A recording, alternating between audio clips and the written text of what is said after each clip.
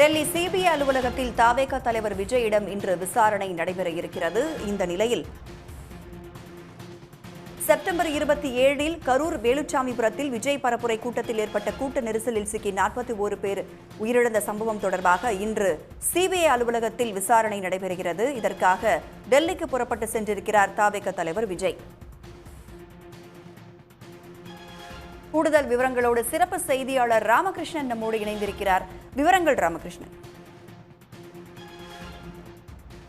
அதாவது விஜய் கலந்து கொண்ட கரூர் கூட்ட நெரிசலில் சிக்கி 41 பேர் உயிரிழந்த சம்பவத்தில் சிபிஐ விசாரணைக்காக நேரில் ஆஜராவதற்காக சென்னையிலிருந்து தனி விமானம் மூலம் புறப்பட்ட விஜய் இன்னும் சற்று நேரத்தில் தலைநகர் டெல்லி வந்தடைய இருக்கிறார். அவரது விமானம் இன்னும் டெல்லிக்கு வந்தடையவில்லை. இன்னும் சற்று நேரத்தில் தலைநகர் டெல்லி இந்திரா காந்தி விமான நிலையத்திற்கு அந்த விமானம் வர இருக்கிறது. அவரை அழைத்துச் செல்வதற்காக டெல்லியில் போலீசார் தயாராக இருக்கிறார்கள். வாகனங்கள் என்பது தலைநகர் டெல்லியில் இருக்கின்ற விமான நிலையத்தில் தயாராக நிற்க வைக்கப்பட்டிருக்கிறது. சிபிஐ அலுவலகத்தை பொறுத்தவரையில் விஜயினுடைய அந்த கட்சியை சார்ந்த ஏராளமானவர்கள் வருவார்கள் என்று எதிர்பார்க்கப்படுவதால் இங்கு ஏராளமான போலீசார் பாதுகாப்பு பணியில் ஈடுபடுத்தப்பட்டிருக்கிறார்கள். வழக்கமான பாதுகாப்பை விடவும் அதிகமாக போலீசார் இங்கு நிறுத்தப்பட்டிருக்கிறார்கள்.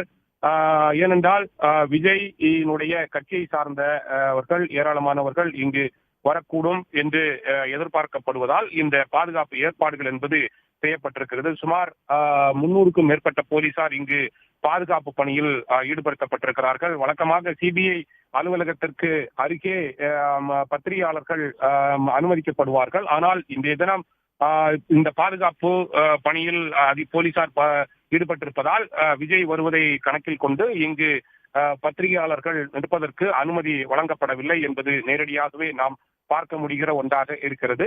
விஜயை பொறுத்தவரையில் இன்னும் சற்று நேரத்தில் விமான நிலையம் வர இருக்கிறார். இங்கிருந்து நேரடியாகவே சிபிஐ அலுவலகத்திற்கு செல்ல வேண்டிய கட்டாயம் ஏற்பட்டிருக்கிறது. ஏனென்றால் 11 மணிக்கு சிபிஐ விஜயை வருவதற்கு அழைப்பு விடுக்கப்பட்டிருந்தது.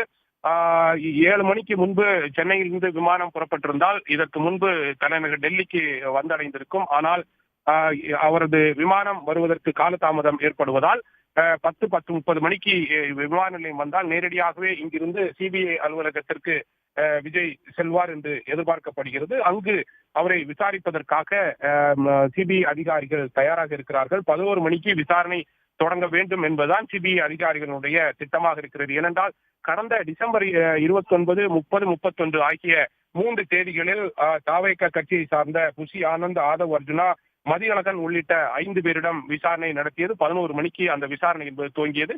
அன்றைய தினம் கரூர் மாவட்ட ஆட்சியர் தங்கவேலு, அதே போன்று எஸ்பி ஜோஸ் தங்கையா, இன்ஸ்பெக்டர் மதிவண்ணன் உள்ளிட்ட ஏராளமான அந்த போலீஸ் அதிகாரிகளிடமும் விசாரணை நடத்தினார்கள்.